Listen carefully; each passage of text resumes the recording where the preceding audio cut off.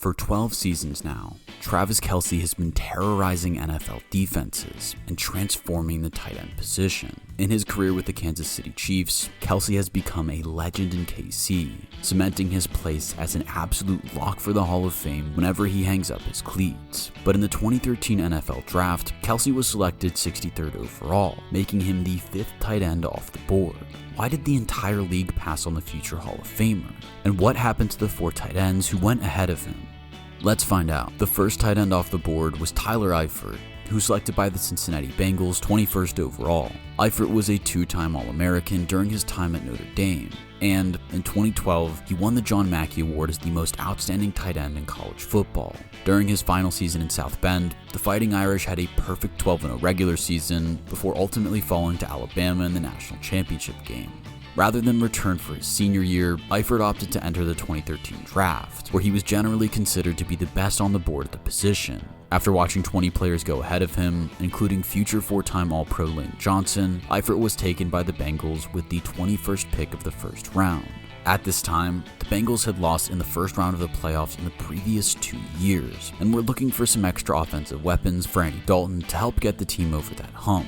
Eifert had a solid, if unspectacular, rookie campaign, putting up 445 receiving yards and 2 touchdowns, and helping the Bengals to an 11-5 record and an AFC North title. However, the team would once again fall in the first round, 27-10 to the San Diego Chargers. His 2014 season would prove to be a disaster, suffering elbow and shoulder injuries during the season opener against Baltimore, which ruled him out for the rest of the year. But in 2015, Eifert had an impressive year, with 615 yards and 13 touchdowns, becoming a key part of the offense since he went 12-4. Eifert was selected to the Pro Bowl for his efforts and placed 44th overall in the NFL Top 100 that season, showing the high regard that his peers held him in. However, whilst it looked like Eifert was finally hitting his stride as a pro, this would turn out to be as good as it got for him in the NFL. After the Bengals lost in the first round again, this time in dramatic fashion at home to the Steelers, the team returned in 2016, hoping to finally get over that hurdle. Unfortunately, Eifert was inactive for the first 6 games, due to an injury he picked up in the previous year's Pro Bowl. Once he returned, he showed flashes of brilliance, including a 102-yard showing against Washington, but he would end up injured again before the season was out, having caught just 29 balls that year. In 2017 and 2018, injuries struck him down again as he played in just 6 games across the 2 seasons, as the Bengals' window slammed shut, with the team recording a losing record both years. The Bengals gave Eifert an extension in 2019, and he played every game, but he only put up 436 yards as the team went 2-14 as the very worst team in pro football. Eifert was released and would play one final year on the Jaguars before retiring at the end of the 2020 season. Despite showing promise early on, his career ultimately couldn't recover from repeated injury setbacks, and he would finish his career with a total of 2,501 receiving yards. Eifert wasn't exactly a bust in the end, he was just no Travis Kelce. Up next was Zach Ertz, selected by the Philadelphia Eagles with pick number 35. After an excellent junior year at Stanford, in which he was named an All-American, Ertz entered the draft a year early in April 2013. At the beginning of the second round, the Eagles called his name, and he would go on to spend 8 successful seasons with the franchise. Under new head coach Chip Kelly, the Eagles went 10-6, with Ertz working his way into the team, recording 469 yards and 4 touchdowns as the team's tight end 2 behind Brent Selleck. In each of the following 2 seasons, he would play alongside Selleck, as the Eagles' offense utilized both men frequently in Kelly's system. Ertz would put up 702 and 853 yards respectively in those years, which was enough to earn him a 5-year deal worth up to $42.5 million. In the 2016 season, he demonstrated why, leading a flagging Eagles offense in receiving yards with 816, but the team would still miss the playoffs under new head coach Doug Peterson. Then, in 2017, Ertz would lead the Eagles in receiving yards again. Only this time, the team went 13-3, with Carson Wentz being replaced at quarterback mid-season by Nick Foles due to injury. As we all know, the Eagles season ended with victory in Super Bowl 52 against the New England Patriots, with Ertz scoring a late fourth-quarter touchdown, edging his way into Philly folklore forever. Ertz had played his part in securing the first Super Bowl in franchise history, and the following year, he would cement his place in league history. In 2018, Eert would record 113 receptions on the year, breaking the all-time single-season record for a tight end previously held by Jason Witten. This would be the second of 3 Pro Bowl seasons in a row for Eert, as he cemented his place as one of the best in the league. However, the Eagles failed to repeat as champions, falling to the Saints in the divisional round. In 2020, Eert suffered the first real injury setback of his career, as a high ankle sprain derailed his season, and the Eagles spluttered to a 4-11-1 record. The following season, Eert was traded to Arizona, where he continued to impress on an 11-6 Cardinals team that made the playoffs. After a few injury-hit seasons, he signed a 1-year deal with the Commanders in March 2024, where he continues to be productive in his 12th year as a pro. Despite playing for a division rival now, Eert remains a fan favorite in Philly, and his 8,088 career yards ranks 9th all-time amongst tight ends, above greats like Ozzie Newsome and Mike Ditka. There's no doubt this pick goes down as a 100% hit for Philly, although they could of course have had Jason Kelce's brother in that spot instead.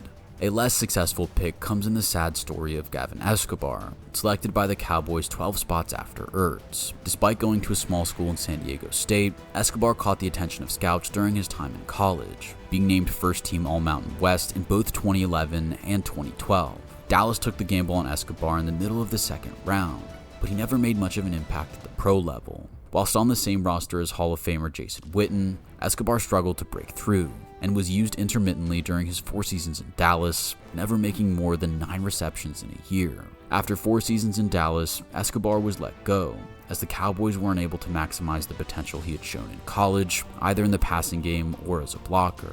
After leaving Dallas, Escobar would bounce around a few practice squads before playing for the San Diego Fleet in the short-lived Alliance of American Football.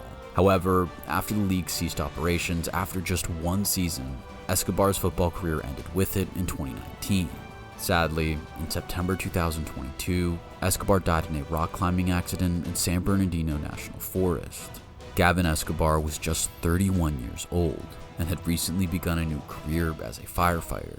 The 4th and final tight end taken before Travis Kelce was Vance McDonald, drafted 55th overall out of Rice by the San Francisco 49ers. McDonald was brought into a Niners squad that had fallen just short in the Super Bowl a few months earlier, and were looking for another piece to add in the middle of their championship window. As it turned out, McDonald struggled to make an early impact in the Bay Area, with just 10 catches in 23 games in those first 2 years. However, under new head coach Jim Tomsula, things picked up in 2015, as he scored his first 3 career touchdowns and collected 326 yards on the year. The following year was even better, with 391 yards and 4 touchdowns, and the Niners would reward this with a 5-year, $35 million extension at the end of a disastrous season in which they went 2-14. Before the 2017 season, McDonald was traded to Pittsburgh, hoping to spark his pro career to life in the Steel City. His first year as a Steeler was a disappointment, with just 188 yards in the regular season. However, he had a breakout game in the divisional round, putting up 112 yards and a touchdown in a dramatic 45-42 loss at home to the Jacksonville Jaguars. This led to a 2018 season, which turned out to be his best in the league, putting up 610 yards through the air and 4 touchdowns on the year. However, the Steelers would miss out on the playoffs after a late-season collapse saw them finish 9-6-1 and lose the AFC North to their hated rivals, the Baltimore Ravens.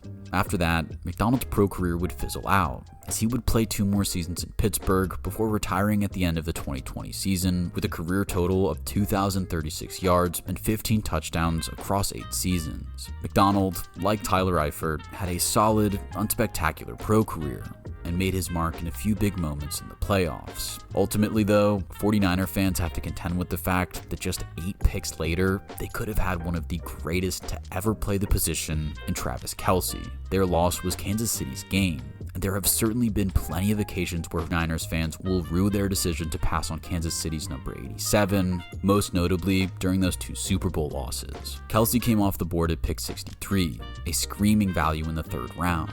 After being sidelined for almost his entire rookie season with a knee injury, Kelce had an impressive season in 2014, putting up 862 yards on 67 receptions and scoring 5 touchdowns along the way. The following year, he put up similar numbers, earning himself Pro Bowl honors for the first time. This was the first of 10 straight Pro Bowl selections, with only Tony Gonzalez and Jason Witten racking up more as tight ends. During his career, Kelce has been the gold standard for the position, being named All-Pro 7 times, including in 2020, where he set the all-time single-season record for receiving yards for a tight end with 1,416. Across his career, Kelce has racked up 12,151 yards in the regular season, which ranks third all-time amongst tight ends, again, only behind Gonzalez and Witten. But arguably the most impressive part of Kelce's career has come in January football. As a man who has played a huge role in the Chiefs winning 3 Super Bowls, Kelce has more playoff receptions than any other player in league history with 165. What's more, his 1,903 yards are good for second all-time, only behind the legendary wide receiver Jerry Rice. Even in the last few years, as he has become better known for his relationship with Taylor Swift than his exploits on the field, he's still one of the league's best receiving tight ends, with 823 yards this year as the Chiefs chase a historic three-peat. How much longer Kelce plays in the league remains to be seen, but he obviously has nothing further to prove and wrapped up his place in Canton, Ohio long ago. Kelce is undoubtedly a true legend of the game, and his success as a third-round pick just shows how unpredictable the draft is and how difficult it is for front offices to get it right. The Chiefs faithful are eternally grateful for the fact that everyone passed up on the tight end out of Cincinnati as he continues to write history in Missouri.